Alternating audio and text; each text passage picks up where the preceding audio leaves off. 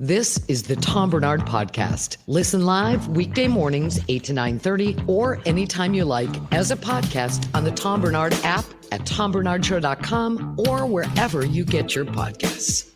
See, what a hell of an intro. Isn't that magnificent? Oh, absolutely.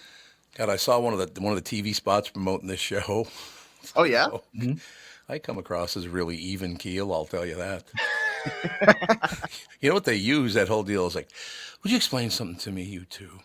How is it that the state of hockey has never won a and I start screaming, and they use that for the TV great. Spot. That ought to. And by the way, thank you to thousands and thousands of people that have hopped on Facebook, and they're mentioning they either already were listening or they're going to listen now, and it just, what a hell of a response. It was very, very nice. I'm not even going to say it, because then it'll happen in droves. I was going to say I haven't seen anything really negative yet, but now that I brought it up, I'm sure it'll be, you son of a bitch. Knock on wood for that. Yeah. I got to be honest with you, though, that stuff doesn't bother me in the least. Because there was a thing when I was a kid, and I don't even know if they still do it, probably not, but there was a thing called playing the dozens. You guys know about playing the dozens? Yeah. I feel like I've heard of it. Roasting each other. What was it again? My favorite poem, I forgot what it was. You call me Billy, but Billy's just a name, but the way I do your mother's a goddamn shame. Oh, and it wasn't exactly those words. Right. I got to be honest with you, but yeah, the dozens was a very big deal. And what was the thing over in Africa again? The signifying monkey. You guys ever heard of the signifying monkey? No, I'm not sure I know what that is. It's pretty much a monkey form of just playing the dozens. This monkey just badmouths everybody. It's very funny, actually. Okay. Throwing coconuts at people, stuff like that. All right. I loved it. I thought it was great. Ladies and gentlemen, every day you listen for at least 30 minutes on the Tom Barnard app or the Tom Barnard Show website. You can win a night in the suite at XL Energy Center to see the Minnesota Wild take on the Buffalo Sabres with Tevin and AJ on Saturday, February 17th. Man, just a few days away. Not bad. Listen, register, and win all this week with the Tom Barnard Podcast. So that's, what is that, a Friday night, Saturday night? It's a Saturday. It's Saturday. nice. It's Thursday. It's like a Saturday, evening game. I think it's like a 4:00 puck drop. Oh. Yeah. Nice. So it won't mess up anybody's night having to hang out with you two hunyucks. Well, who knows? No. Then it just means the party's continuing afterwards. Well, by the way, I love that area. Downtown St. Paul, I just love it over there. Oh, yeah. No question about it.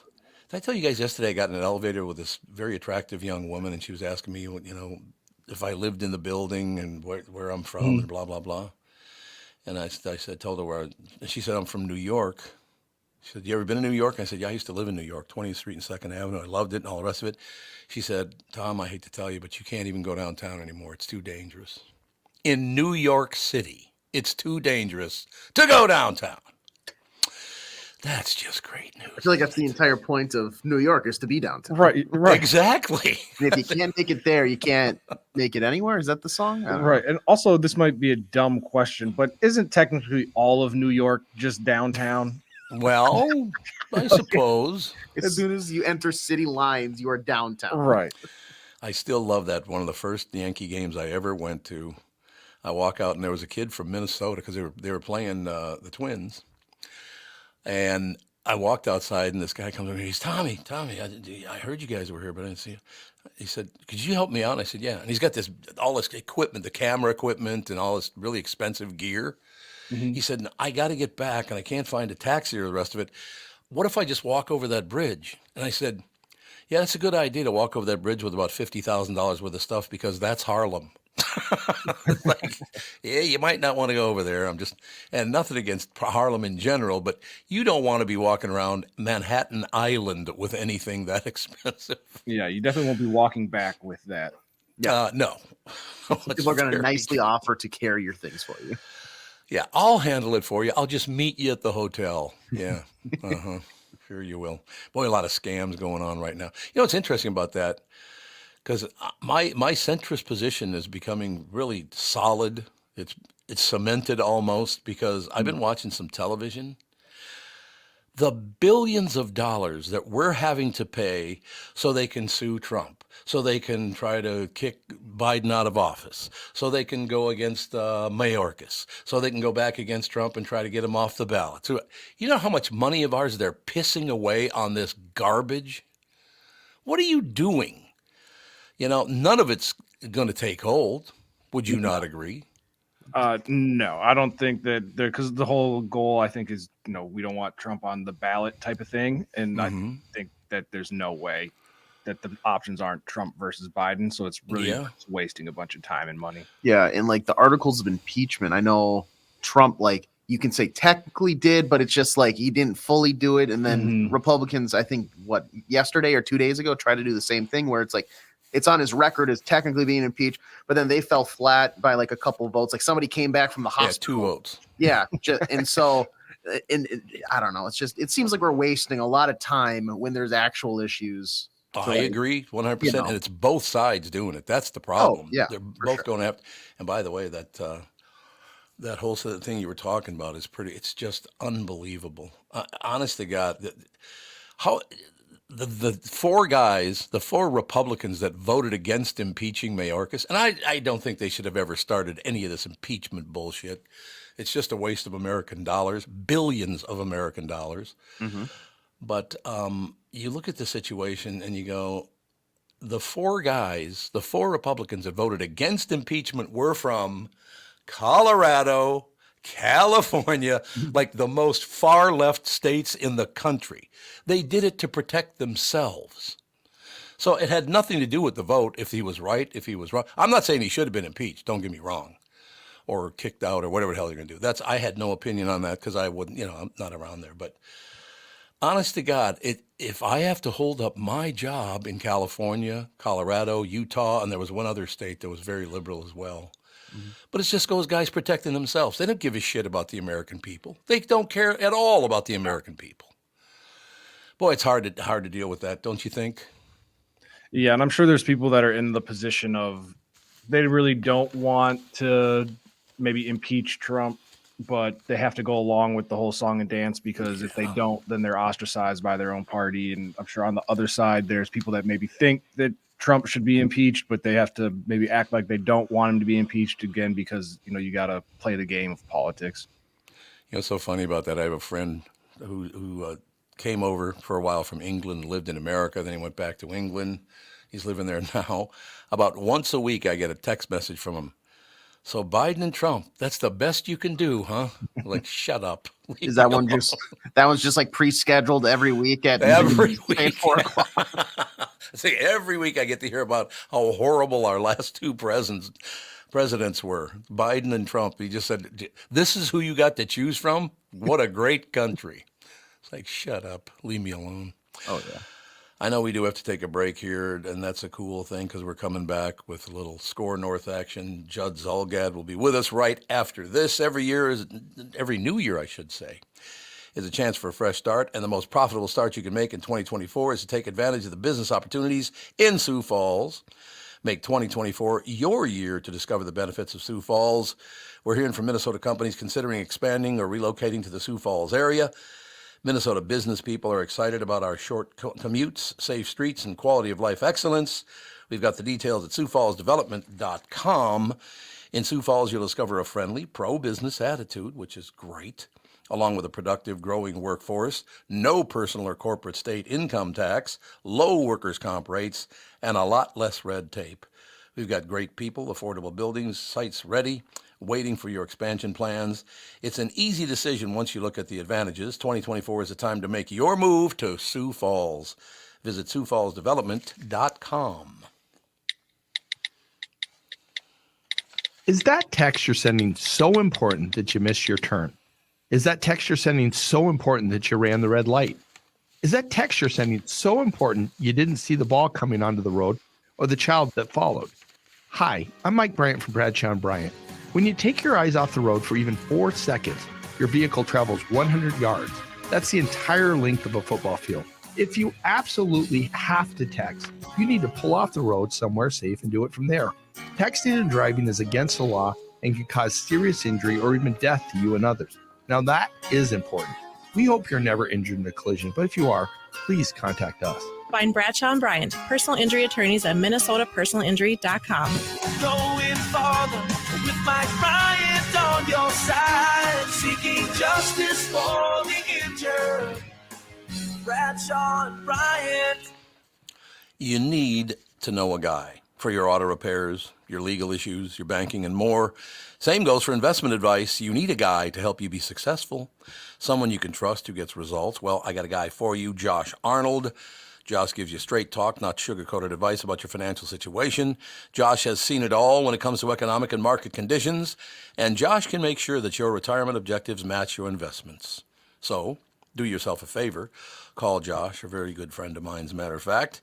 Call Josh now for a no-obligation 48-minute evaluation. Seriously, you should definitely do this because you're going to love what he has to say.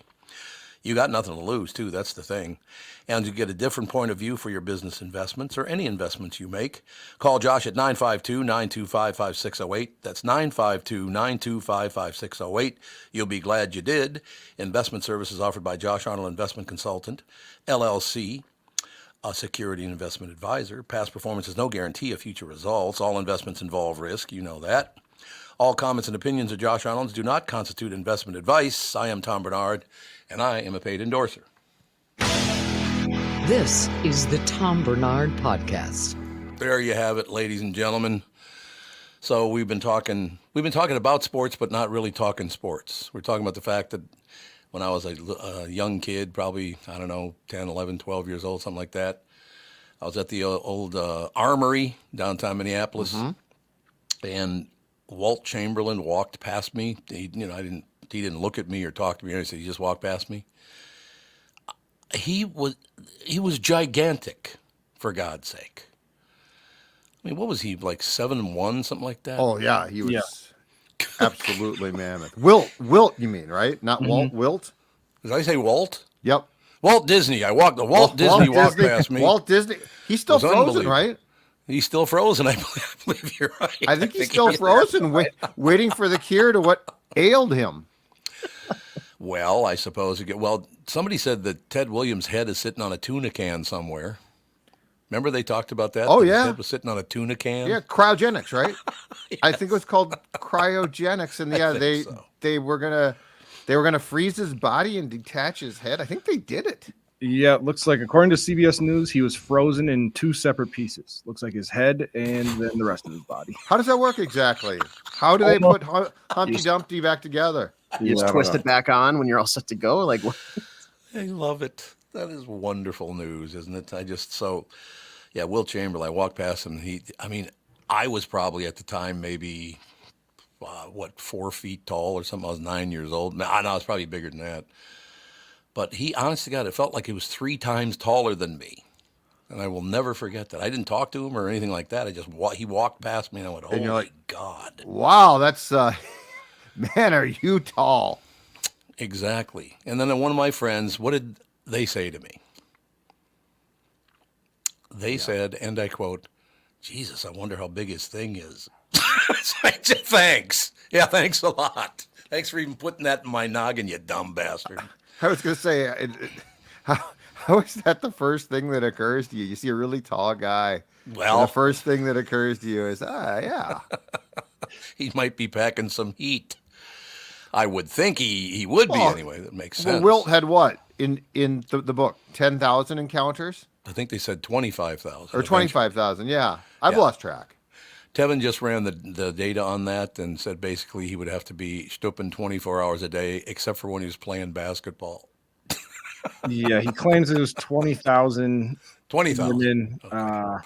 23 different women on one 10-day road trip. Sure. That was probably a fun experience for him. But yeah.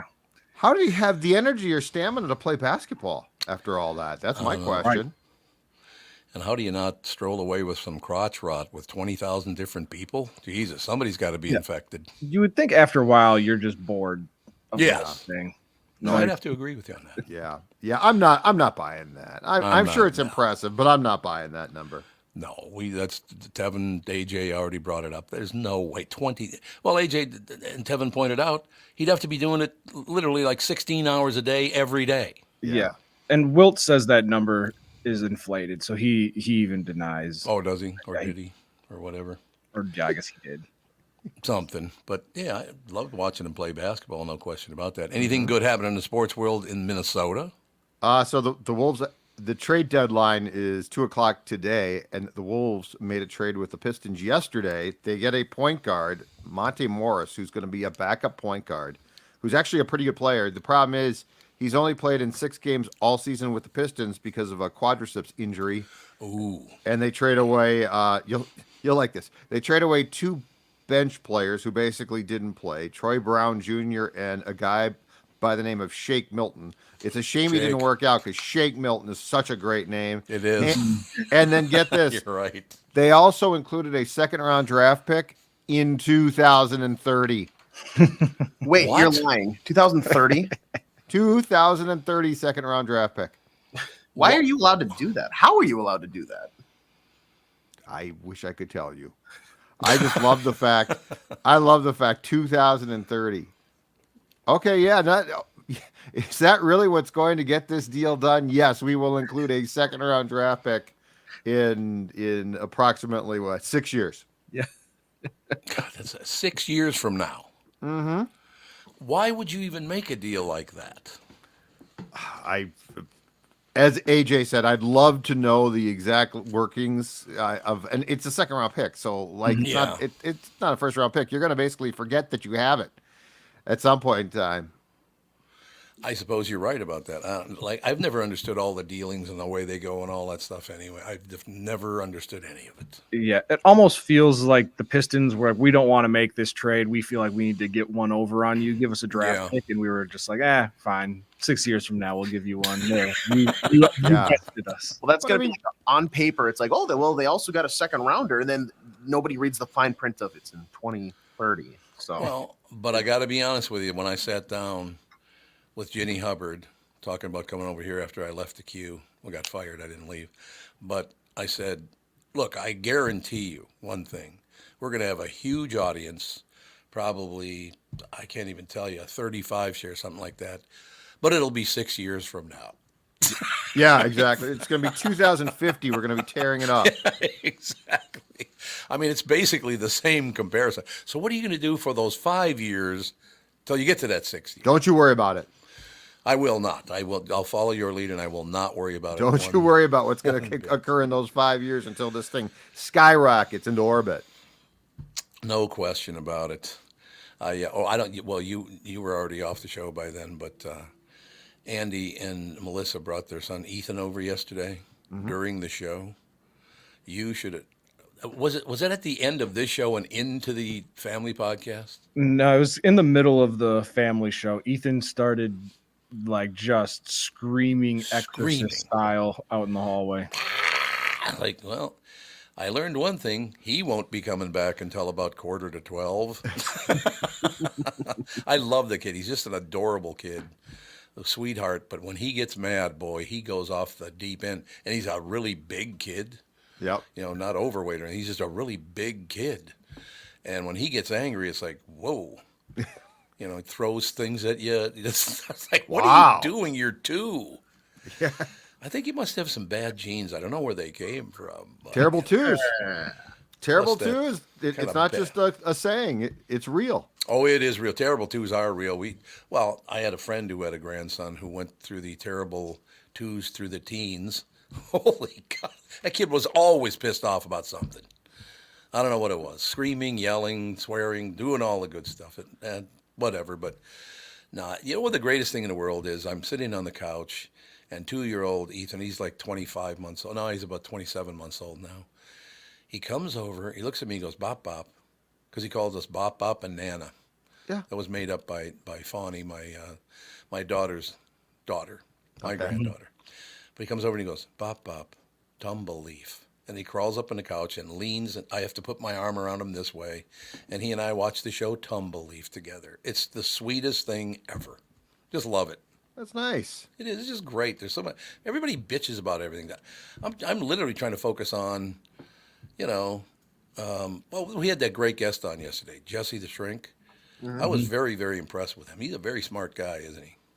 Oh yeah, absolutely. I think you have to be a therapist. Yeah, it's funny because after we got off air and wrapped things up, just the kind of casual like wrap up conversation. He's getting his jacket on and stuff. He goes, I was trying to I was really nervous. I wanted to swear the entire time. And I was like, yeah, you could have. He goes, you've got to be kidding me. He was like, just so. He was like, I was trying to like step around it all the time. And I was like, no, you definitely could have just let it rip, man. You're fine. What a good guy, though. So how did you meet him? At the Comedy Store or something? Yeah, he does comedy shows and all the time, and we had a guest on that was on one of them, and so we got in contact with him. Oh, okay.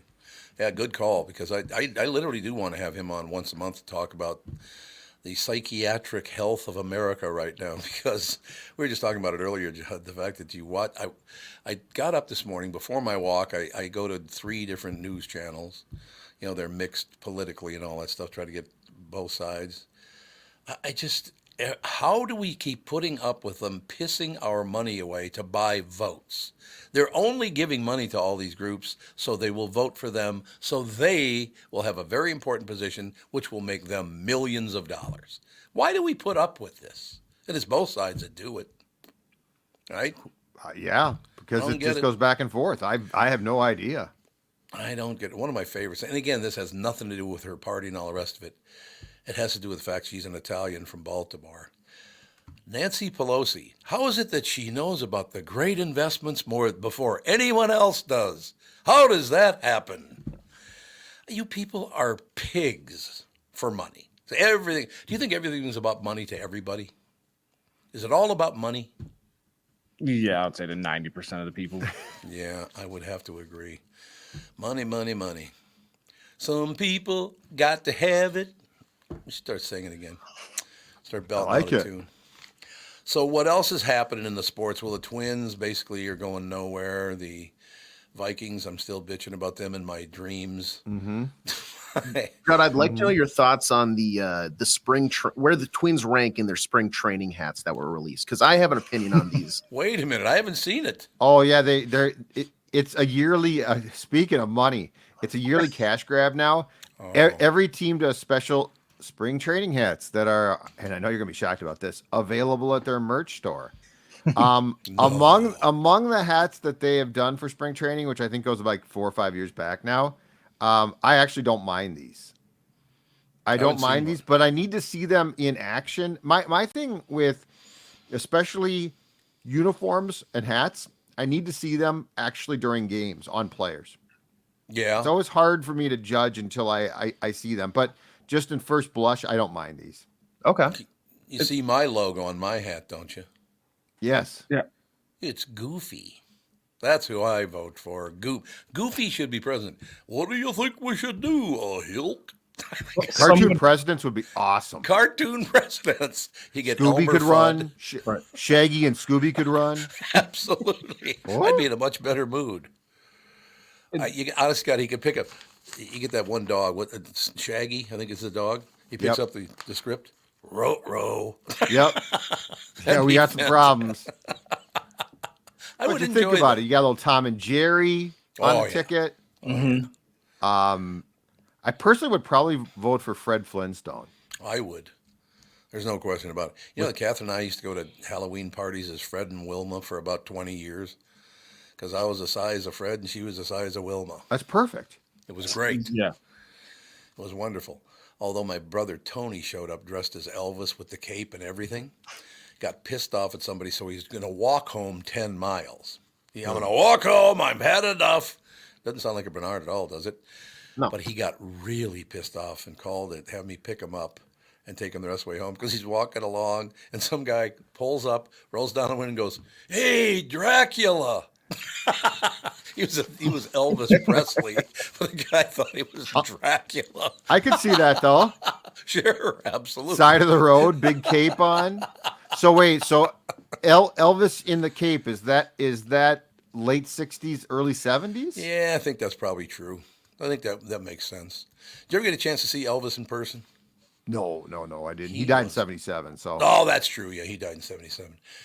I saw him, as a matter of fact, at the old. I always forget the name of that civic center over in St. Paul. What was it called again? The round one, the round white building. Oh, that. What the hell was that called again? The Civic Center? Not the Civic Center. The Civic Well, the Center St. Paul was Civic Center. Right? yeah. That's the round one that got torn down for the Yeah. X. That's where. Yeah, there you go. I don't know. You saw him when? Had to be 76, I guess. Okay, so right before he died. He literally he was dead a very short. It might have even been he died in 77, like August of 77. No, that Yeah, was his it was the birth- summer '77. I'm Summer almost 77. positive of that. Yeah. So yeah, it was probably spring of 77 that I saw him because it was just before he died. Wow. And I will tell you this: in 1977, women were still throwing their underwear up on stage. Well, that's like with Tom Jones, right? Yes. Like Tom Jones was an old man, and they're still like tossing their panties up on stage. One thing I've noticed about being back on Facebook, and by the way, honest to God, and I'm cursing myself because I haven't gotten one negative response at all, but I have had people hitting on me for money about 10 times already. These are not people I know. It's just, well, this one woman said, I think I mentioned this yesterday, that she just won the American lottery, $798 million, and she's giving money out to people at about $30,000 a clip. So Tom, just send me all your personal information, your bank information, and I'll deposit 30 G's in your bank account. That is so nice. Yeah. Oh my God, people are. You see, you think the world's going to hell? I hope you immediately did all of this. Absolutely. Social Security, no problem. Routing numbers, get that money in my bank account. 30 G's, you know. No, lady, sorry, but it's just the one thing I have noticed it, and again, I haven't been on social media, Facebook, or any of that stuff in 12 years. There's a lot more women offering services on Facebook than there used to be. When did that happen? I wasn't around for that. It's funny because I took a lengthy hiatus myself from Facebook, and so the other thing that's weird is when people ask to friend you and you okay them, which I just do because I don't care. Yeah, like I don't post on Facebook and stuff. What's weird about it now is the amount of responses that you get with like, "Hi, how are you doing?" Like just a blanket. You could tell they just punched a button to say. Yes. It's like, okay, I friended you, but why are you don't ask me in a private message how I'm doing. I have no interest in responding to you. The scariest ones to me are the ones that you just punch them up and it pops up and it goes, "Hello." I'm like, ooh. I didn't know that one. Hello. I'm like, whoa. Wait a minute. Goodbye. Goodbye. See ya. Exactly. No, but seriously, thousands and thousands of people now that have jumped in there. They love the show. I tell you, man, I should probably pull some of these every night, about 5 of them, and read. They love the show, and a lot of them. I told you, Judd, yesterday. A lot of them said that you and Phil talked about this show a lot, and that's how they learned about it. And so, obviously, thank you to you both. I mean, you more than Phil, but then tomorrow I'll say Phil more than you. Phil more than Judd. I totally get exactly. It's just how it's got to be. Great play. But no, it's very, very nice of everybody. Very, very, very pleasant. All right, pal. Any closing words? No, just I'll talk to you on Tuesday. Have a great weekend. I'm looking forward to it, pal. Yeah, you have a great weekend, and we'll talk to you then. All right, sounds good, guys. Thanks. Judd Zulgad, SKOR North. Ladies and gentlemen, I'm serious. I've had so many people tell me that they heard about it on SKOR North. They heard about this show, so thank you. Those guys have been very, very helpful.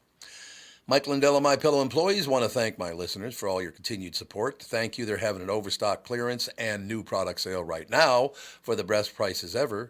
I meant best prices ever when you use promo code TOM, and you get free shipping on your entire order. Get 50% off the MyPillow 2.0. Also get 50% off the brand new flannel sheets that just arrived and will not last long.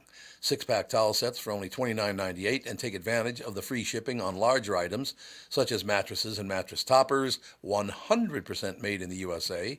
On sale for as low as $99.99. Everything is on sale, from the brand new kitchen towels that have the same technology as the bath towels that actually absorb, dog beds, blankets, couch pillows, and so much more. To get the best specials ever, go to mypillow.com or call 800-516-5146. Use promo code TOM, and you get free shipping on your entire order. So call 800-516-5146. Go to MyPillow. Use promo code TOM. This is Bob Sansevier, and I want to tell you about Dave Bialki from Bialki Law. Dave represented my wife, Mary, when she had a significant workplace injury. She was very happy with the job Dave did. If you have a work-related injury and have Dave represent you, I'm betting you'll be happy too. Dave is a down-to-earth guy. He grew up in northern Minnesota, rides a Harley, and worked various jobs doing concrete, electrical, plumbing, roofing, and carpentry work. Dave works for people with work-related injuries. If you work construction, or anywhere for that matter, and you're hurt or even just hurting, you should talk to Dave. Let's face it, our bodies wear out. If your body is worn out from work, if your knees or back or shoulders hurt from things you do at work, do what Mary did. Call Dave and talk to him about it at Bialki Law to set up a free initial consultation. The number to call is 763-571-2410. That's 763-571-2410. Or visit bialkilaw.com. That's BIALKE law.com. What do you think of that action, Bob? Just belting it out, man. In addition to having the best selection in town, K&L Surplus and Ammo also can help you sell your firearms safely and worry-free. If you've inherited a collection of firearms from a loved one and don't know what to do with them, or if you have guns you are no longer using, call Jim at K&L Surplus and Ammo. Jim can help you sell those firearms safely through consignment and auction. I know Jim. He's extremely knowledgeable, will help you get the top dollar, plus he's a good guy. He will help you explore all the options and take the work and stress off of your shoulders. K&L Surplus and Ammo is on Lake Drive in Lina Lakes and open Tuesday through Saturday. You can also visit them online at www.klgunstore.com. You're listening to the Tom Barnard Podcast. There it is, ladies and gentlemen. Channel 5's Chris Egert is brought to you by Mr. Money Talk, Josh Arnold. Call Josh today for your free 48-minute evaluation at 952-925-5608. Chris Egert with us, ladies and gentlemen. I watched your newscast. I watch it every morning now. Doesn't matter where I am in America. I watch your news every morning, which is very, very cool. Thank you. And I actually did see the television commercials for the Tom Barnard Show. Have you seen one yet? No, I haven't. Yeah, they started today. They must run on our digital platform then. So they came up when you were watching the live stream? Yeah, it was live though. It was live, so. Yeah, but you were watching it on a phone or were you watching it on the TV? No, it was on my television. Oh, it was? Okay. It'll pop up on the television, yeah. We don't always get the same commercials in the studio that actually a lot of, okay, gotcha. But I guess it's going to run on Channel 5 as well and all the rest of it. But nice. But I'm very even keel on the spot. I want you to know that. Well, I would expect you're even keel in real life. You don't know anything. Thank you very much. Great to be here. So, what in the hell happened with that fire? Where is that, in Pennsylvania? Where the house burned down and the guy was shooting at cops out of the burning house? I'm not really sure. At last check, there are like 6 people who are unaccounted for. I don't really know. Two officers were, I believe 2 officers got shot, but they survived. And I don't really know. It's a really confusing scene to figure out what happened there. We had a great guest on yesterday, Jesse the Shrink. A very, very funny guy, but he's also a real psychiatrist, psychologist.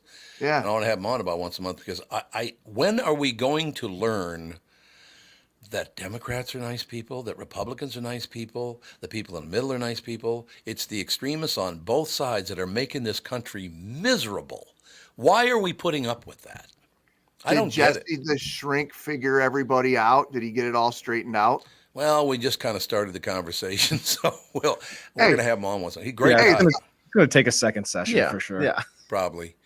But seriously, how irresponsible are these two parties? 'Cause the politicians are driving their followers to do this kind of thing. You people are disgusting because they only do it for money, and then the followers think they're doing some good work. But when you get that extreme, it just, Democrats are great, Republicans great, people in the middle. You people on the far edges, you're nuts. Jesus, calm down. I mean, shootings every single day. Why is there so much anger in this country? Because of those people. That's why. Yeah, I continue to think there's sort of a decay of people's respect for humanity too. Yep. I just feel like we've lost some of that. What were you going to say, Tevin? Oh no, I was gonna agree with you, and then but just say that there is little good hope. I saw that Ellison is announcing like the insulin cap on how much it's going to cost. So it's like $35 a month for people to get insulin and giving a bunch of insulin. So there are some good stories. Yeah, they state of Minnesota sued Eli Lilly, I believe it was, to try to put a cap on the insulin because we've got a diabetic. Our oldest boy is a type 1 diabetic, so I'm very keyed into this. The insulin itself was never supposed to be something that when they came up with it, that it was going to be something that was going to be expensive. It was more like, here, we've got this. Right. It can help people. Let's use it for the good of humanity and give it to people who need it. And, the nature of things being the way they have, a lot of these big pharmaceutical companies were capitalizing on it. And I think that's over the last couple of years, you've seen this move to get them to be able to knock the prices way down on that. So everybody who needs access to insulin can get it. What I do know, and that's helpful, because at the beginning of the year before our deductibles met, depending on what your insurance plan is, we could go to pick up a couple vials of insulin and be paying $600-700 out of the pocket for Jesus. And I mean, that hurts me. Not everybody's got $600-700 laying around. So that's where you've got people rationing their insulin and in some cases not taking it. And so, that just happened yesterday. That you are seeing a lot of that kind of happening all around the country too, where the prices are starting to level off on that. And again, I keep getting your messages about this and how much the insulin costs, all the rest of it. And the fact that you always close with, where am I supposed to get beer money? I agree with you. More you know, right? Listen, that type 1 diabetes thing is oh man, it's tough. That's very, very tough. It's a bad deal. Definitely a bad deal. But he's doing well. You guys hear about Jacob Frey? Yes. No, kind of. Yes. Can you go to detail about that? Because I want to make sure that I know exactly what's happening. He just called people that work from home losers.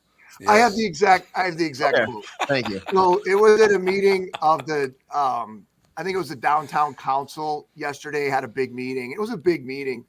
And he was on the stage, clearly like an ad lib. He excuse me. Say what you will about Mayor Frey. He's usually pretty careful when it comes to saying things like this. His exact quote, when talking about downtown workers, when they stay home, sitting on their couch with their nasty cat blanket, diddling on their laptop, you become a loser. It's a study.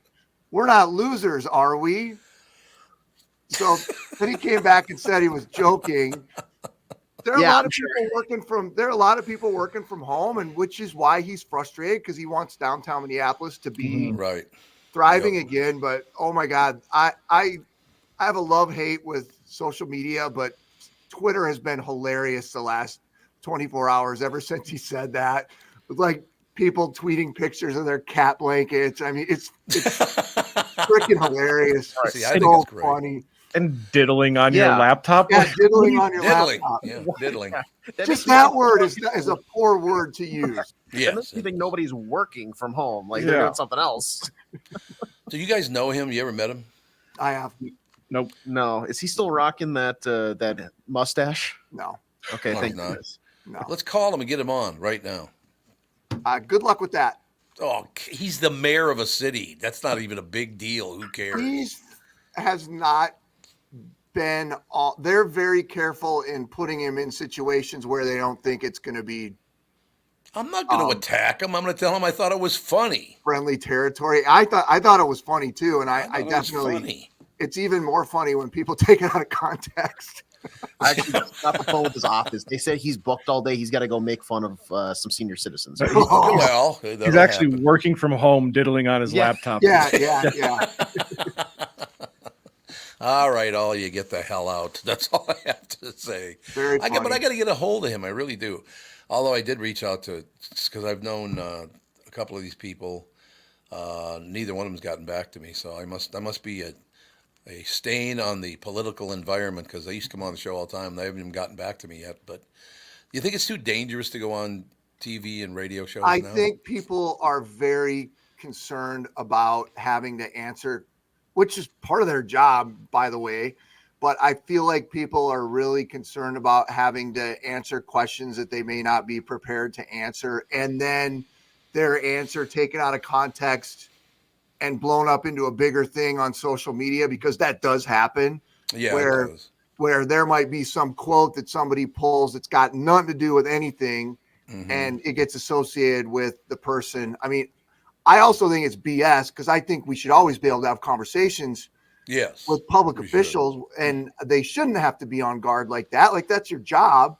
But I do see it more and more where it's just, they're not going to do it unless it's friendly territory for them. But who's friendlier than I am? I don't know. I know. That's a good point. I don't think I've ever attacked a guest. You guys, Tevin, you've been around a long time. Chris, you've heard the show. Have you ever heard me attack a guest on the show? No. The only time, or like what you'll do is because when we bring comedians in, usually you'd go, oh, can you stay for another segment? Can you stay for another segment? Can you stay for another segment? And if you didn't like them, well, look at the time. Thanks for my watch here. Well, boy, look at the time. Better get going then. All right, Chris. Boy, look at the time, Chris. Yep. Well, I'll see you guys. Thanks, Pally. Have a good day. Always a great pleasure. Channel 5's Chris Egert, brought to you by Mr. Money Talk Josh Arnold. Call Josh today for your free 48-minute evaluation, 952-925-5608. Love having Chris Egert on the show. Every day you listen for at least 30 minutes on the Tom Barnard app or the Tom Barnard Show website. You can win a night in the suite at XL Energy Center to see the Minnesota Wild take on the Buffalo Sabres with Tevin and AJ. That'll be a week from Saturday on February 17th. Listen, register, and win all this week with the Tom Barnard podcast. We'll take a break. Be right back with a very special guest coming up next. February is the month for love. When is the last time you gave your carpet the love and attention it really deserves? Have you gotten down on your hands and knees and adored how clean and refreshed it was? Or are you scared what you might see or smell maybe? Not only is your carpet one of the biggest investments in your home, but it's also the biggest air filter in your house. Lucky for you, Zero Res is going to spread the love to you and your home with their Love Your Rug special. Get 3 rooms, Zero Resified, starting at just $119 and a free hallway. Don't forget dirt and dander's favorite hiding place, your air ducts. This month, take $75 off when you get your air ducts Zero Res clean. Call Zero Res right now, 952-ZERO-RES, 952-ZEROREZ, or go online at zeroresminnesota.com and say you want the Tom Barnard Show special. Protect your employees and customers by getting your business Zero Resified by the pros at Zero Res. Call today for your commercial cleaning estimate. Spell it forward or backward. It spells the same. Zero Res. Is that text you're sending so important that you missed your turn? Is that text you're sending so important that you ran the red light? Is that text you're sending so important you didn't see the ball coming onto the road or the child that followed? Hi, I'm Mike Bryant from Bradshaw & Bryant. When you take your eyes off the road for even 4 seconds, your vehicle travels 100 yards. That's the entire length of a football field. If you absolutely have to text, you need to pull off the road somewhere safe and do it from there. Texting and driving is against the law and can cause serious injury or even death to you and others. Now that is important. We hope you're never injured in a collision, but if you are, please contact us. Find Bradshaw & Bryant, personal injury attorneys at minnesotapersonalinjury.com. Going farther with Mike Bryant on your side, seeking justice for the injured. Bradshaw & Bryant. Hello, I'm Brad Huckle, President and Chief Lending Officer at North American Banking Company. And I'm Michael Bilski, CEO at North American Banking Company. As a locally owned and operated community bank, we work with many multi-generational businesses. Take Personal Care Dentistry of Roseville, for example. Dr. Walter Hunt, also known as Painless to Me, has been a longtime customer of the bank since we opened the bank in 1998. When his son Kyle was ready to join the practice, they wanted to expand quickly. With their additional space and equipment, they now are able to see more patients each day while providing the same level of care and service. Okay, guys, I'll take it from here. If you run a family business or any kind of business for that matter, you should be banking with Brad and Mike over at North American Banking Company. Every time I deal with them or their team, I know I'm working with experienced professional bankers. So why not bank with my banker? North American Banking Company, a better banking experience, member FDIC, equal housing lender. You're listening to the Tom Barnard Podcast. Getting attacked already. Mike Bilski, North American Banking Company, says, you attack us sponsors all the time. Do you think that's true? I mean, yeah, it keeps them in line, though. I suppose. Emma, what are you doing? Hey, how are you, Tom? I'm marvelous. Great to see you again. It's great to see you again. Thanks so much for having me on today. Why don't you have a few more sets of golf clubs at the house? What do you think? I don't know. I'm thinking a few more. What do you? Thank God. Oh, by the way, very quickly it was pointed out to me that they sent your name as both Emma Carpenter and Emma Chamberlain. Do you have like a dual personality? What is that all about? No. Emma Chamberlain is she's a famous public figure now. She was famous on YouTube and now is doing some big things in media. That's not me, but. Oh, you're much better than that. Let's just forget about any Chamberlains. Go with the Carpenters and everything is good. So what have you been up to? Well, I am currently live from the Minnesota Golf Show right now. That's why I got all these golf clubs behind me. I'm in the demo area. Day one is tomorrow, going through Sunday. But so to answer your question, yeah, I'm busy. I'm going to be at the golf show all weekend. Just got back yesterday morning, you could say. I got back around 2 a.m. With the team from a tournament in Puerto Rico. In Puerto Rico? God, that's right. I've played golf in a number of places, but I've been to Puerto Rico, but I've never played golf there. Was it fun? Oh, it was so much fun. It was my first time there. So yeah, no, the sun was strong. I got sunburnt, but had a good week. Team had a good week. It was really good.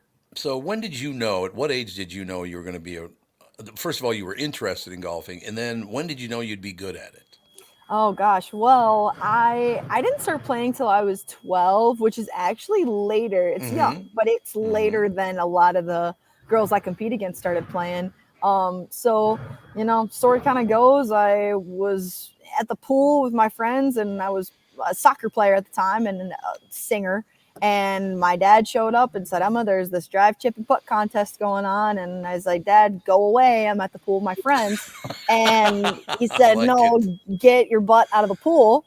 And so I got out of the pool. He said, I got your brother's old golf clubs. You're going to compete in this little contest I got going on. And I showed up. I've got soccer shorts on, my swimsuit soaking through my clothes. And long story short, ended up winning the contest. And the head pro came up to me and said, hey, you ever done this before? I said, nope. He said, you got some talent. You should really go for it. So my parents put me in a bunch of tournaments, and the rest was history. Got recruited to play up here around, 4 years later. And the rest is history, like I said. And now it's a part of me, and it always will be. You do something that my wife does too. When somebody's annoying you because somebody was making noise in the background, I heard it, and you kept going. You look out this corner of your eye like, up over there and kick your ass. Stop making noise. You had the Catherine look. The Catherine look. Can't they tell? I'm on the Tom Barnard Show. Yeah, what the hell are you doing over there? Let's go. They're getting set up for the show. That's okay. They're all right. Yeah, they are. There's no question. As long as they're not annoying you, I'm fine with it. Never. They're not annoying me at all. So, I've known a lot of professional golfers in my life. A couple of them women, a lot of men, and all the rest of it. They tend to be very good. You know what's interesting about golfers? In order to be really good at golfing, you have to be very analytical and pay very close attention, or you have to be a moron. One of the two things. Because I've known very smart people that are really good and really stupid people that are really good. Now, you're one of the smart ones, don't get me wrong. Well, thanks for saying that. Yeah, sure. I was like, where's this going? That, of course, those words coming out of the mouth of a guy that I have not played golf now in about 6 years. I played a couple of holes, but I just took a bunch of time off because I knew my life was going to change. I could see it coming, so I took time off. But I'm going to start golfing again. But I went to the range.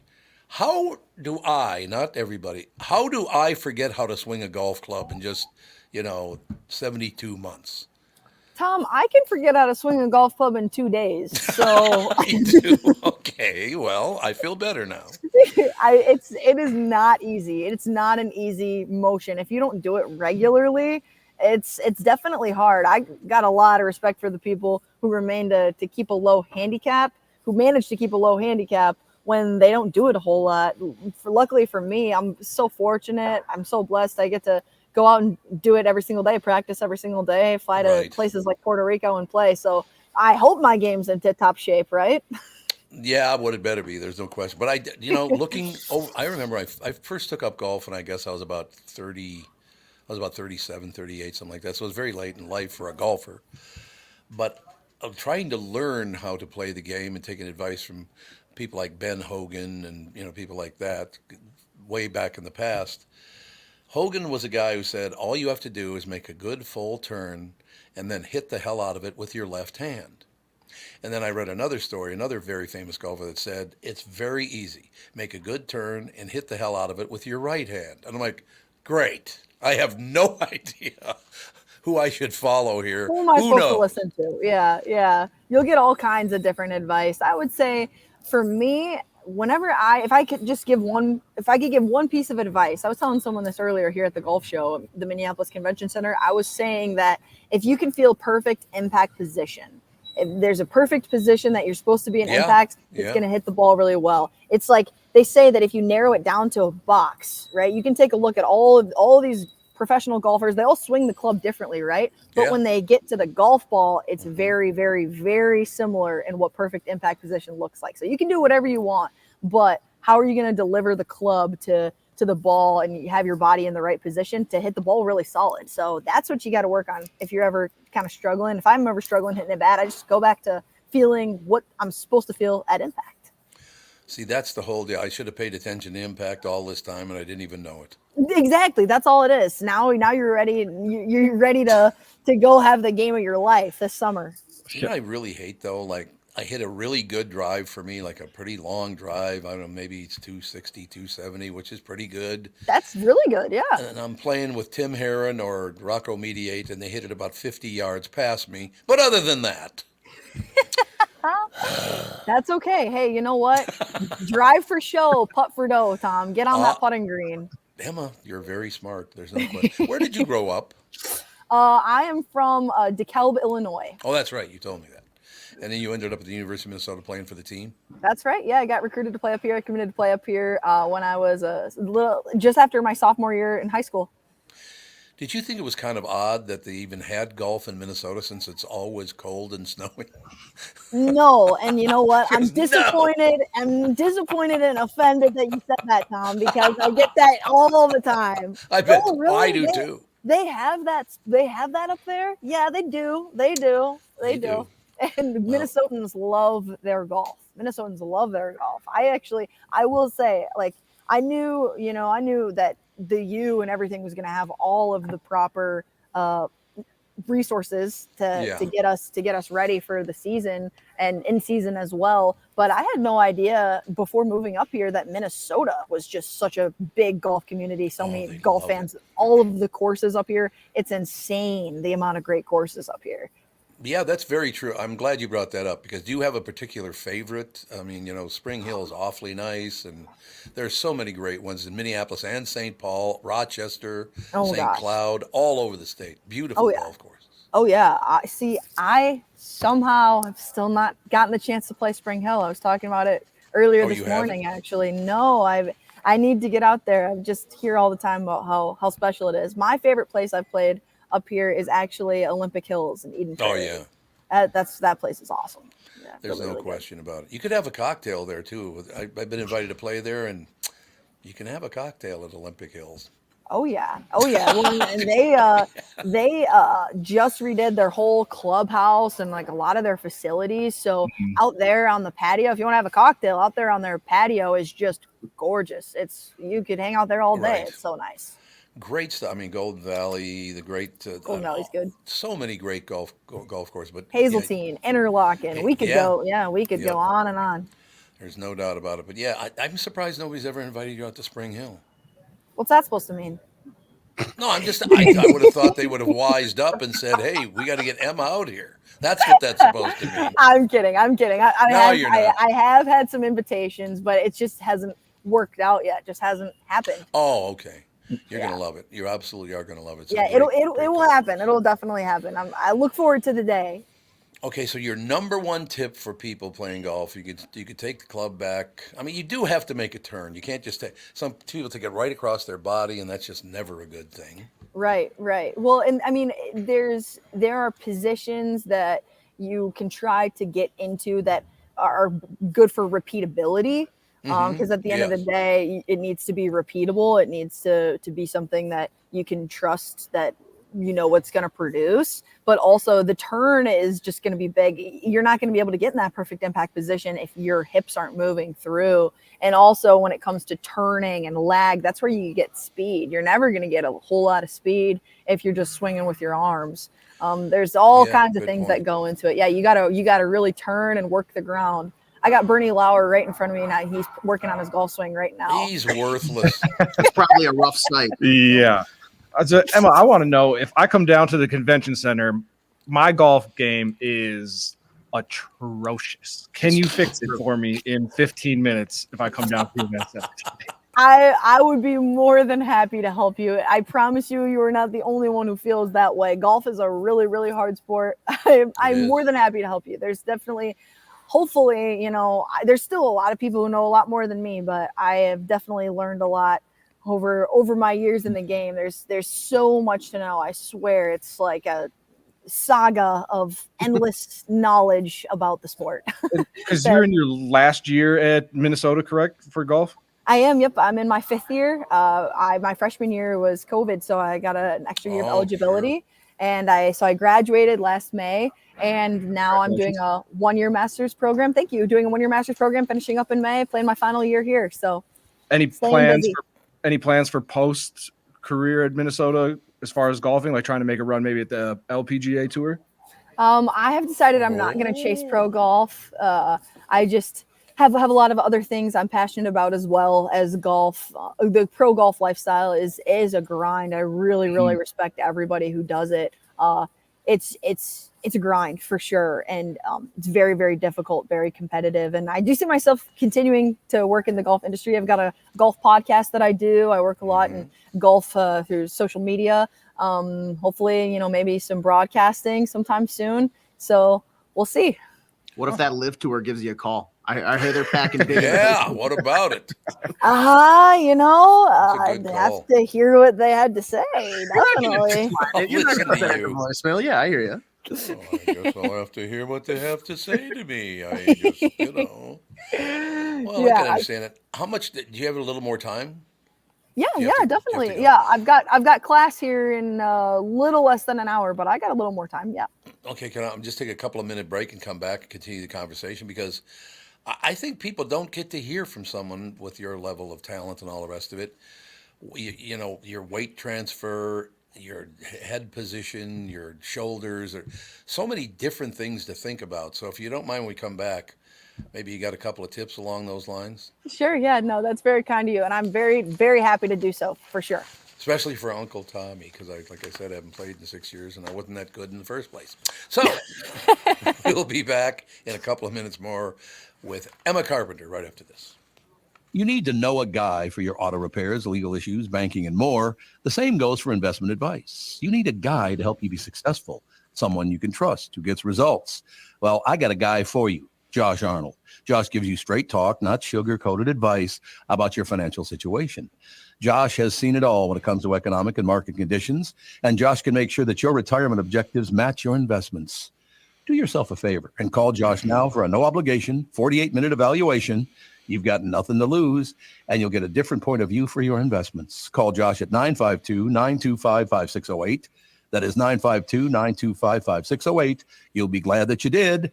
And tell him his guy, Tom, sent you. Investment services offered by Josh Arnold Investment Consultant, LLC, a security investment advisor. Past performance is no guarantee of future results. All investments involve risk. All comments and opinions are Josh Arnold's and do not constitute investment advice. Tom Barnard is a paid endorser. Recently, Jim Paul of Valley Buick GMC was contacted by a company that does on-site sales. Jim was confused. Wait, they don't know anything about us, our staff, our reputation, most importantly, our customers. Hey, pal, no problem. We do them all over the country. You know, get the manager off the roof sale, inflatable gorilla sale, and our favorite, the 13-hour sale with a giant clock that goes to 13. Urgency, baby. We bring our crew because, well, your people are, let's just say, a little laid back. And the pricing? Nothing special, sport. But Jim thought we price competitively every day. Our prices are special. We definitely don't need these guys. But sale does convey some urgency, so we made a bold decision for his fine dealerships. Announcing the Valley Buick GMC 365-day sale. And we can even extend it a couple years or so. I got the air dancer guy, scratch-offs, plastic keys, bubble machine. Valley Buick GMC in Apple Valley or Hastings or valleycardealers.com. Hurry.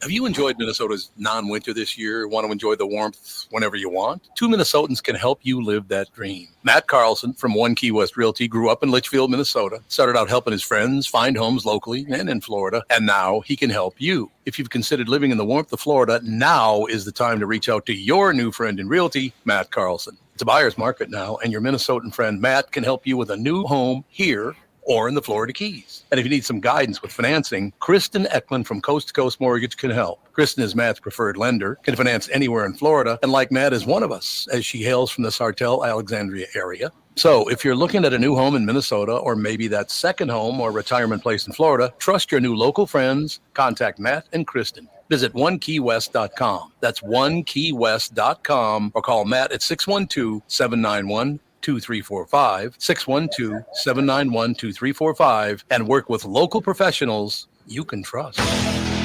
This is the Tom Barnard Podcast. We are back, ladies and gentlemen. Emma Carpenter, our very special guest, and we're going to just break everything down now, because the one thing about golf that's really annoying, like you play baseball, you got the swing or, fielding and all the rest of it. Football, you either tackle, you run with the ball. Golf, every part of your body has to be right or it's not going to work. That's not fair, God. That's all I'm saying. Right? Well, Tom, nobody's going to want to play if you say it like that.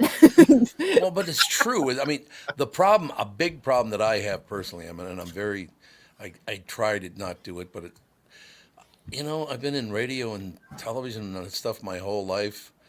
I always I look up before I should. Before I even hit the ball, I'm looking up to where it's going. It's like, why do I do that? Yeah. Because I'm nosy? That's very true. That rings true in the golf swing, especially also in putting as well. Peeking a little bit can just be so detrimental.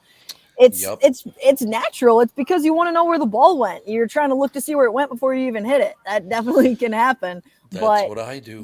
People have done drills where they've had a professional or a coach stand there and actually hold their head while they take a swing or while they make a putting stroke, just to really focus on. It's something that I've worked on, especially in putting, just keeping my head really still. You want to keep your head really still. If I were to take a video of your golf swing face on and draw a box around your head, you should be able to do that whole golf swing and that head shouldn't move up until, you're finished. You want to stay. I'm giving it this one. Hey. Oh, you're giving a big head swing like you're bumping to a song or something. Like I'm Stevie Wonder. Everybody say yeah. I'm doing that kind of deal. But no, I think it's very important because a lot of people, you pointed out, Minnesotans love to play golf. There are great golf courses here. I cannot wait to get back out on the course myself. Like I said, I took a 6-year period off, so it's going to take a while to even get mediocre again, I guess. But that's the number one thing. It's just body position. How much weight should I put on my right foot? I'm a right-handed hitter. When I take the club back, how much weight goes back with me? When do I start the weight to go through? I mean, all of these things are very, very important, correct? Yeah, no, that's right. And if you want to get super technical, it does vary between clubs. Something that you can see, especially with the irons, you can notice a lot of pros, they kind of start with their weight on their front foot mainly. Yeah. Yep. But as you turn, you want to shift that weight to your back foot. The more club you have, the more you're going to want to have that weight shift. But you never want to sway, okay? You never want your hips to be kind of like moving outside the ball. You want them to turn. Like if I were to grab your belt loop and pull it directly behind you, you want those hips to turn and open. They shouldn't be swaying. And that's how you kind of want to load into that right leg. And a big drill that, you can always work on is just focus on at impact, really driving into that front foot. I've actually done some drills where I hit some golf balls where after I hit, I take my trail foot and I step over and like step through after I hit the golf ball, if that makes sense. So I take my trail foot and I hit the ball and then I walk and step over the other one. You can really focus on the pounding that down. Like if you're pounding a tee into the ground with that left foot right as you hit the ball, that's what you want to feel. Left foot if you are a right-handed golfer. So your left foot, most of your weight has to be on your left foot just as you're hitting the ball. That's right. Yep. Yeah, you really want to drive forward. You want to hit down and compress it. You should be hitting the ball first and then the ground, and then the loft will just, do all the work for you. Right. I remember there was a guy back I started playing, I suppose, in the or mid 80s, something like that. And in the early 80s, I was watching I don't know if it was some kind of golf show or whatever, just before a tournament. And I wish I could remember the golfer. He's a redheaded guy. He is from, I believe, Ireland or England. And he actually, because somebody asked him to show his swing, and he actually, whenever he hit the ball, he put his weight on his right foot so much that his left foot came off the ground. Yeah, that can happen. Mm-hmm. Really? It's yeah. Like, my God.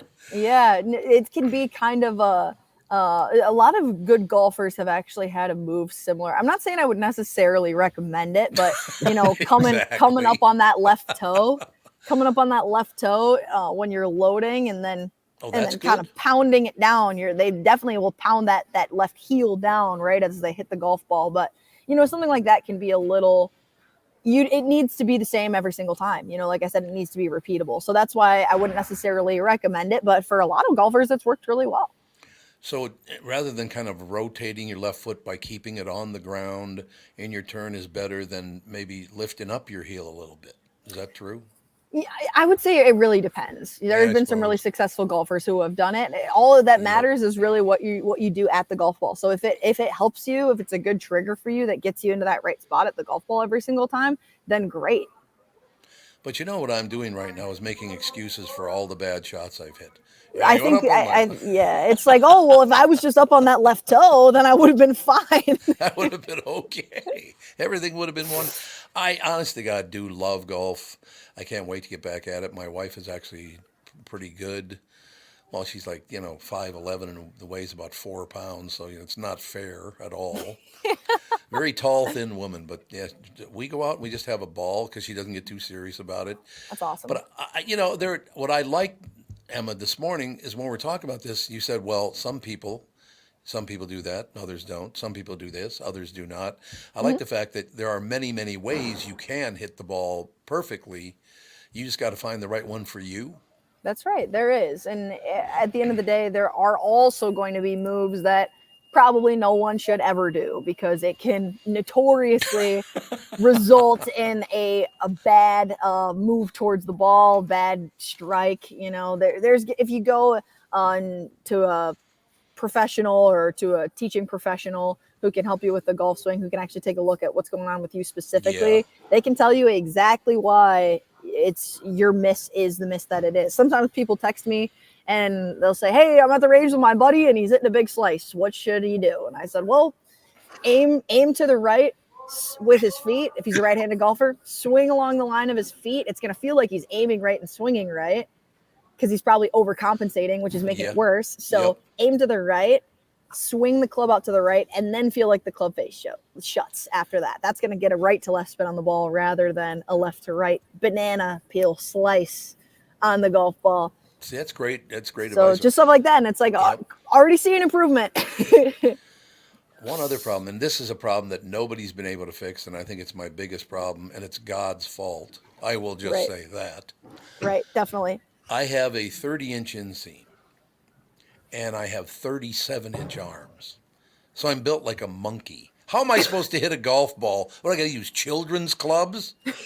Because my hands almost touch my knees, for God's sake. It's like, this is not fair. I mean, it's actually, it's good to have long limbs. It's good to have long arms. You can actually use that to your advantage. You get so much extra kind of like your lines are longer, so you have more. You can come in at the golf ball with more leverage, if that makes sense. Being tall, having long limbs is really great. I have really long arms as well, so I can use that to my advantage and hit the golf ball just a little bit further because I kind of got like a wider range of how I'm swinging the club, if that makes sense. But you don't have short legs, do you? Not long legs. Not long legs. Oh, so I guess we're kind of, because I honestly got to have very big legs anyway, because I used to be a power lifter back in the day. Mhm. So I have very big legs, but they're short. I'll got to figure this thing out. That's all I have to say. It's been wonderful having you. Emma, you got to come back more often. Thank you so much, Tom. I would absolutely love to. And hey, listen, there are a whole lot more tips that can be heard this weekend at the Minneapolis Convention Center at the Minnesota Golf Show. That's right. There's going to be some PGA professionals here who are technically a lot more qualified to be giving tips than I am. Well, I actually told this story 2 weeks ago, but I think you'll like it. Do you follow baseball at all? I do, yeah.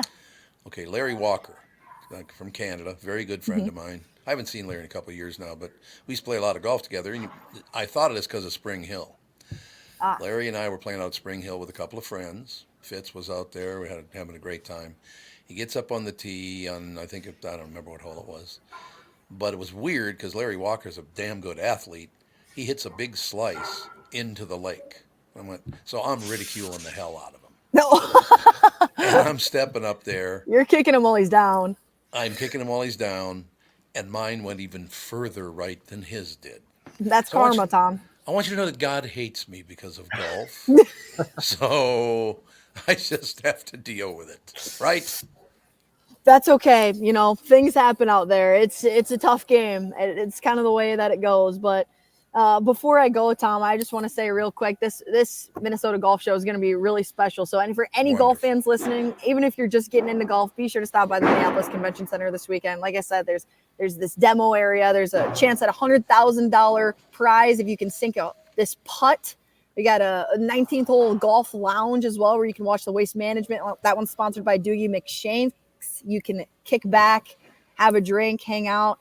Friday, Saturday, Sunday. Friday 10 to 6, Saturday 9 to 6, Sunday 9 to 3. So we're going to be really cool out here. Every spring, summer, and fall month, you should be on once a month with the Emma Carpenter tip of the month. Tip of the month. On this show. What do you think? Sure, I'm in. I'm telling you what, if I'm just giving one tip a month, I could probably be on for the rest of my life. There's so many tips in golf. You know what my number one tip is for golfers? What's that? When you go out on that golf course on the very first tee, start drinking, because then you don't care if you're good or not. That's 100%. That's 100% correct.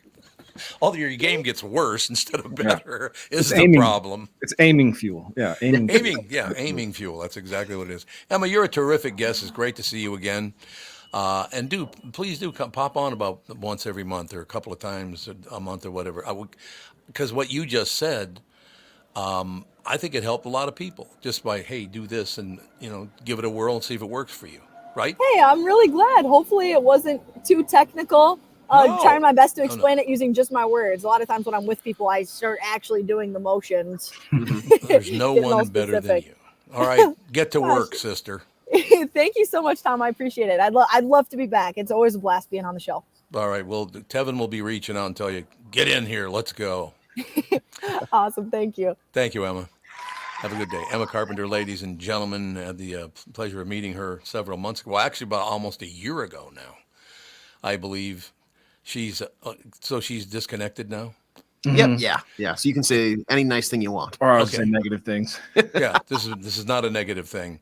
I just find it unfair that she's a phenomenal golfer and very pretty. It's not fair, is what I'm saying. My wife's the same thing. She's a great athlete, very beautiful. It's not fair. Guys get the short end of the stick. Because you're not going to have a guy come on the show and give golf tips. I'm going to go, well, he's handsome. Right? I mean, he'd have to be on the right show. You never know. It's 2020. That's true. Yeah, that's on true. The right show. No, Emma's such a sweetheart. Like I said, I met her, I think about 10 months ago, something like that. in the Hubbard building, and she's always been just very, very nice. Then one of these days when she's on, I'm going to bring up that guy from DeKalb, Illinois, that killed about 50 people. Remember, what was that guy's name again? The Illinois murderer. Oh, God, I can see his face, but I can't remember his name. I guarantee you, though, that somebody will send the information over. Yeah, he played a clown, remember? He was always a clown at kids' shows, and then he ended up murdering kids. The Gacy guy? John Wayne Gacy. That's exactly who it is. And by the way, John Wayne's family did not like the fact that he was referred to as John Wayne Gacy. They did not like that at all. I can imagine. He wasn't even alive anymore, but stop using the name John Wayne, damn it. Ladies and gentlemen, every day that you listen for at least 30 minutes on the Tom Barnard app or the Tom Barnard Show website, you can win a night in the suite at XL Energy Center. See the Minnesota Wild take on the Buffalo Sabres with Tevin and AJ on Saturday, a week from this Saturday, February 17th. Listen, register, and win all this week with the Tom Barnard podcast. By the way, February 17th is my friend Tommy O'Brien's birthday, so, raise a glass to Tommy O'Brien on February 17th. Will do. Will do. Listen, register, and win all this week. The Tom Barnard podcast. We'll take a break. Be right back. Kristyn Burtt will join us right after this.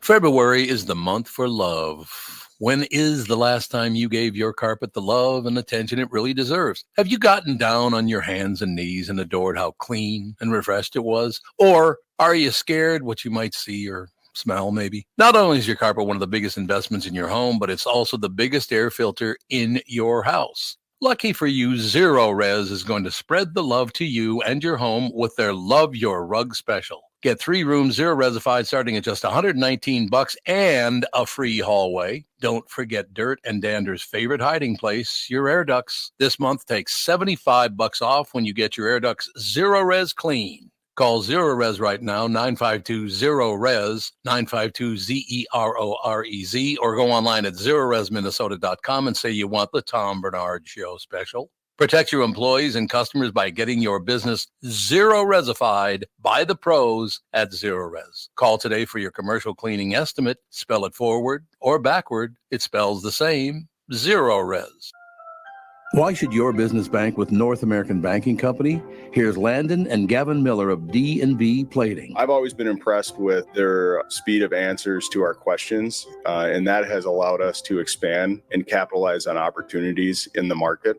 North American Banking Company has never made us feel like a number. They've always treated us as a partner. For more information about North American Banking Company, go to nabankco.com or stop by any one of their Twin Cities locations. Member FDIC, Equal Housing Lender. The Tom Barnard Show is proud to have partners like North American Banking Company, Bradshaw & Bryant, and attorney and advertiser Dave Bielke. I've been advertising on Tom Barnard shows for years. I like Tom, not just because he's a good guy, but because the ads I run on his show bring me new clients that are hurt at work and need legal help. Tommy B works for me. If you'd like to find out more about growing your business with the Tom Barnard Show, go to tombarnardshow.com, keyword partner.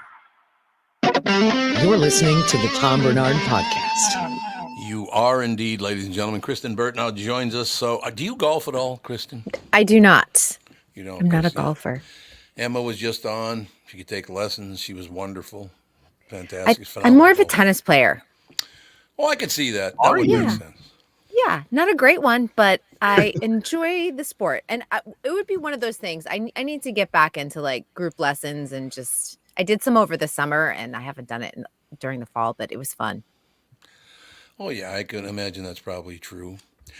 No question about it. So how's your day so far? Because what is it, about 4 a.m. there? It's 7:20. 7:20. 7:20. What time do you usually get up if you I get up at 5:41 every morning. You do, really? I know that's a very specific time. Yeah, but why 5:41? Like you just set the alarm for that on accident. You're like, I'll just roll with it. I want you. I do. I literally have an alarm that says 5:41. Although I got up at 5:01 this morning, so you can see 5:01 this morning because I needed to do my hair a little bit. So yeah, it's so weird. I have to tape later on.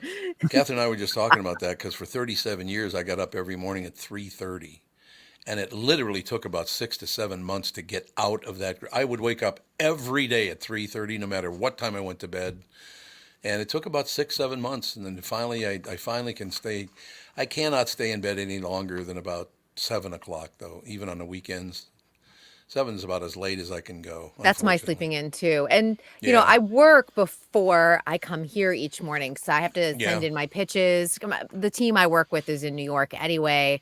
And I always look up topics for you guys, see if we've missed anything. And then I start writing my article, and then I stop my article and jump in and join you guys, and then go back to it after my segment's over. Makes total sense. Kristyn Burtt Entertainment News brought to you by North American Banking Company. Go to nabanco.com to learn more. Member FDIC, equal housing lender. I should point out that I said earlier that people just love to poke fun at me on social media if I get pissed off or something or whatever. And I said, well, one thing you will notice, anybody can come on the show because I don't harass them. I got a text message from Mike Bilski, the owner of North American Banking Company, saying, you rip the hell out of your clients every day. What are you talking about? It's all lies. I don't know what you're talking about, Bilski. Leave me alone, you pill. What do you think of that? So, a lot of good.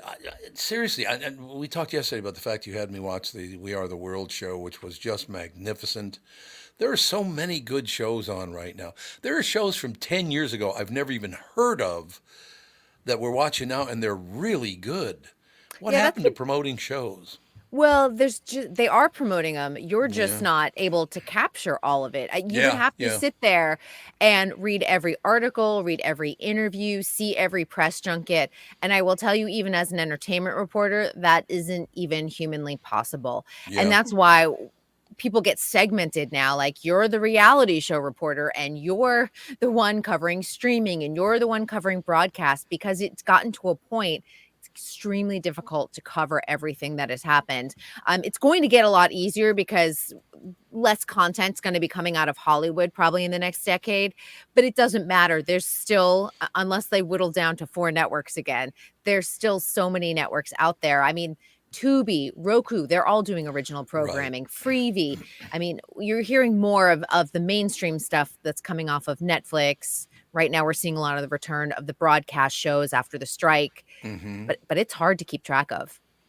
No, it is. There's no question about that. I just, I gotta believe this is one of the best times to watch streaming. I just watch television, I guess is the best way to put it. Maybe in my lifetime. First of all, it started out there were a couple of networks, then there were 4 or 5 networks, and now there are about 7,500 networks. Yeah. Well, the good thing is there's a library. So it's literally like going to your local library and getting out a book. You actually have your library right there in front of you. Yes, you do have to pay to access it most of the time, but you don't have to worry about recording. I mean, back in the day, it was recording on your VCR. Then it was like your DVR. You don't need to have a DVR anymore because everything is right there in front of you. That is so interesting. All that stuff that you had to buy, but now you don't need any longer. Like we were talking about, Tevin, I think you came up with an idea, but who still has a landline in their house or at work or whatever? But I guess some people still have to have them for some reason. We were talking about that yesterday, weren't we?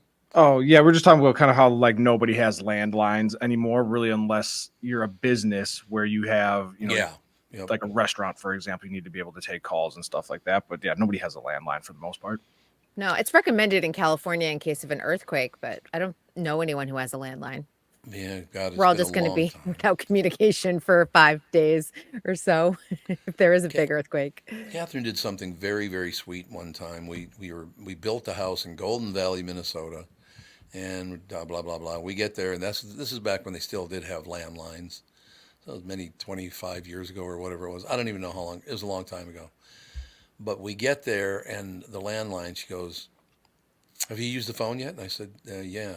"Have you answered the phone yet?" And I said, "Yeah, why?" She said, she went and got the phone number that I had when I was a little boy in North Minneapolis. When our family, she got the exact same number for that house that we had when I was a little boy in North Minneapolis. How sweet is that? That's cute. Isn't that really, what a nice person, usually. Most of the time. Most of the time. Most of the time. It's Poor all true. KB1. I have been talking to listeners after hopping on Facebook, and by the way, it's been a very positive experience. I can't find you on Facebook. Have you blocked me? Oh, well, I'll make sure. Why don't you send me a message, and I'll I can't find you. I just figured it out. Yep. You just figured it out? Yeah, she figured it out. She didn't know that you blocked her, and now she knows. Damn it! Blocked me. The secret's I out. can't find him whatsoever. I'm like, there's 18,000 Tom Bernards, but not you. What is it's under Thomas Bernard. And there's a reason for that. You know why it's under Thomas Bernard? Why? Because if you send me a message and say, hey, Tom, how you doing? I will answer your message. If you send a message that says, hey, Thomas, I know you don't know me, therefore I'm not even going to answer. I mean, I answer things for people I don't know, but if you've got an agenda, hello, Thomas, how are you today? It's like, oh, that person, that's not somebody I want to talk to. What is your profile photo so I know what to look for? Do I have one? I don't know. Do you guys know? Or are you just an egg? I have no idea. Where do you even find? Oh, thanks for jumping on my site. So nobody else is following him either, right? Did I just expose everybody? You're both disgusting. That's all I have to say. I exposed no support everybody. at all. I don't know what the profile picture is. I'll have to figure that out. I looks think like it's a it's picture you of and Catherine and me. Yeah, it's you and Catherine. There you go. That's the one. At least I know what to look for, but I still think I'm blocked. No, you're not blocked. Just send me a friend request and I'll get. No, don't do that. Yeah, don't do that either because I have literally thousands of them. I'm going to go through each one. I promised people that I would go through each one, but there are thousands of them, so it's going to take a while. I'm a page, so I'm not a person. Oh, you are? Oh, yeah. you're famous. So I just want to be able to follow. Since you've been on, I've gotten about 15 friend requests popped up. I mean, I haven't He's been on getting there in hooked. 12 You guys years. noticing this? Like I am not getting the hooked. weird social media addiction. You're talking about your followers and who's messaging I haven't done it in so long. He's an influencer now. You are an influencer. Where's oh my my gosh. check I can't then? wait for him to do outfit of the day. Yep. Get ready with me. Get ready with me while he does his makeup. Or he'll be like, get ready you with know me. what? And he puts on his baseball cap. Yeah. Actually, that's kind of going to happen because I've decided, because I used to weigh about 310 when I was a weightlifter, 310, 315 and all that stuff.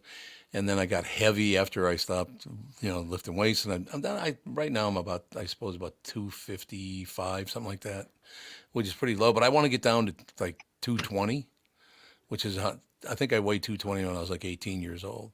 I just have a big frame and all that stuff. So I'm going to spend a lot of time on social media talking to people about that. And we're actually going to film video of me working out or eating the right stuff. I mean, It's happening, you guys. I did not a think sponsor that I wanted was- me to do it. I can't believe this. That he is going to be, oh my gosh, a day in the life of Tom Bernard. Right, I come to a get up Twins at game. 7 I'm a.m. doing it to try to help people here. If a guy is 72 years old can get in good shape, then anybody can get in good shape, right? Here's Right. how I get proteined during breakfast. And they're gonna be like, Shut up and leave me You alone. could do like an unbagging your groceries reveal. No, type of that's not what thing. I'm talking about. oh, this is my Trader Joe's haul. Yep. Today I I got do like Trader Joe's. Here's how I meal prep for my week. You have your Although- little containers. Yeah. The second I I, am see Tom here dancing for the to like Tom Bernard influencer era. I can't. I'm gonna- dying. I'm doing it with weightlifters, not by myself. I'm, sitting down with consultants. This saying, what is should the I eat? influential era. What? the second I see Tom do like a TikTok dance, I'm deleting the app. I'm not doing any TikTok dance. Leave me alone, all of you. Get away from me. That's all I have to say. No, I just thought it would be helpful to people because apparently It totally will be, but this is totally your influencer era, and you need to just embrace it. Yeah. my influencer. Oh, you mean I should make money off it? Is that what you're saying? Well, you have advertisers, so you're making Well, that's money. true. Yeah, I suppose that is true. But this is you're influencing people to get in shape, maybe to eat right, to get up That's and all I'm move. doing. It wasn't even my idea to do that. It was But somebody you else's. are totally Gen Z in this moment. And so when we start seeing like a day in the life of Tom Bernard, I get up in the morning and I kick my wife out of bed too. And then I go to the kitchen and I make my protein smoothie. I can't wait to see these. I'm I not am doing here any for of them, that Tom. stuff. First of all, Catherine and I have not slept together other than once in a while for years because every day when I got up at 3:30, she'd go, "Would you go sleep somewhere else so you wake me up?" We have not slept together literally in like 30 years. Other You're than on sleep special divorce. occasions. You have sleep divorce. Yeah, sleep divorce. That's exactly right. Do you have to go through that with your husband because you get up so Yeah. early? He stays up really late and I wake up really early. Yeah, So there you go. So I'm a big fan of sleep divorce. sleep divorce. Not as bad as it sounds, right? It's not bad, honestly. It's just one of those situations where especially when people have two different either schedules or two different sleep styles, maybe somebody snores. It's better for your health to have sleep divorce. I think it's absolutely true. Sleeping by yourself is better for you. Because I think back in the day when I did used to have a few cocktails or beers or whatever, I would snore really loud because I was always so tired. And then you add alcohol on top of that. I guess my snoring was like, roar! I guess it was just terrible. It's a lawnmower. Yeah, it sounded like a lawnmower, exactly. So, but no, people have asked me, to do things like eat a Pop-Tart. That's what inspired this whole thing. They asked me to eat a Pop because I'd never had a Pop-Tart in my life. So Andy said, people want me to film you eating a Pop-Tart. Well, they want to see what you're doing behind the scenes. It's fun to see what you do after the show or how you get ready for the show, how you prep for the show. All that stuff is fascinating. Yeah. And two, it's something where once the grandkids are, older and starting families of their own, and it kind of is like a legacy type of thing where we can scroll through Bop's old page and see the fun things to do with them. I suppose. But yeah, I mean, more than anything, I ate that Pop-Tart and thousands of people just loved it. The fact that I had never, and then of course they said, now you should try, what's the next step? Toaster strudels. That's exactly. It's toaster strudels, which I haven't done that yet. But no, and it's not about being an influencer or making money or any of that kind of stuff. I just think it's kind of nice for people to know if a 72-year-old guy can go after it and try to lose, 35, 40 pounds. It was suggested to me by some family members and some people at the gym, well, why don't you shoot video of it? Because that would really help other people. So that's It cool. definitely does. Yeah. And what you eat in a day also will help people. A grocery haul also will help people. I'm just throwing out some ideas. Your protein smoothie, what's in it, Tom? We'll get it done. We'll get it all done. There's no question. All right, sister, you got any closing arguments? I do have a show that I think you should watch, and I'll just throw it out there. And I know, because tomorrow I think we should talk Super Bowl halftime show tomorrow. Yeah, that's true. Okay. Yep. But Amazon Prime, Mr. and Mrs. Smith. Don't think about Angelina Jolie and Brad Pitt. Go into an open mind. Okay. Show's fantastic. Is that Donald Glover? Yeah. Donald I can't Glover. get over Maya the Erskine. casting of it. It feels like it doesn't work, but you're saying it's good. I should give it a shot. Give it a shot. Let me know what you think. What's it called? Mr. and Mrs. Smith. Mr. That and was Mrs. the Smith. movie that Right, hooked. yes. Yeah, Brad Pitt had the affair with Angelina and started the whole Brangelina, Jennifer Aniston love triangle that went on for a decade. Until he started beating up on his kids on the airplane. Yeah. If you read those court documents. No, I mean, you read those court documents, I you know. will never look at Brad Pitt the same way. I can't stand can't. that man. I can't stand him. I He's a sit there and I go, selfish pig. why does he get such a pass in Hollywood? Other people Yeah. don't. Other people do Yep. have much less offenses, and he's just sailing through. Well, you're right. All right, we'll learn something tomorrow, and then I'll be a multi-millionaire influencer just because I ate a peanut butter wait. sandwich. You know what? Maybe you should do Tom Barnard reacts to the halftime Super Bowl show because it is Usher, and I'm going to tease this for tomorrow. I think you're going to like what he's going to do. Really? Because you have already the know set what he's list? going to Wait, do you know the set list? Do you know the set list? Because I might actually have to talk to you about some stuff. I don't know the set list, but I know the tease of what he's doing. Okay. Okay. All right. Okay. I'm Yeah. excited. But you have It's to gonna wait be until tomorrow. That means everyone has to come back on Friday. It's going to be a big, big day tomorrow. No question about it. All right, sister. We'll talk to you tomorrow. Sounds good. Bye. Ladies and gentlemen, Kristyn Burtt Entertainment News brought to you by North American Banking Company. Go to nabankco.com to learn more. Member FDIC, equal housing lender. That is going to do it for today. It's going to be an interesting family show today because it's a Thursday. That means it's Andy, Mike Gelfand, Tevin, you'll be there, I'll and be me. And we have a special guest going to be in studio, in this studio. She wrote a book, and I can't remember the exact name of the book, but it has something to do with what women should do with their hoo-has. The name of the book is something like that. So it's going to be an interesting show, I'm telling you. I don't know if I've ever been more excited to tune into a family episode. You want to hear about the hoo-ha? I want to hear the dynamic of the show. Yeah, we'll tell you. You can stick around and be on the show if you want to. That's fine with me. I have some other duties I have to attain to, I unfortunately. understand. Well, watch it and let me know tomorrow what you think. Oh, I'll tune it in on my drive over for sure. But I'm going to turn most of it over to Gelfand, so she just annoys the piss out of Gelfand. It's going to be phenomenal. I'm going to love it. All right, we'll talk to you guys tomorrow.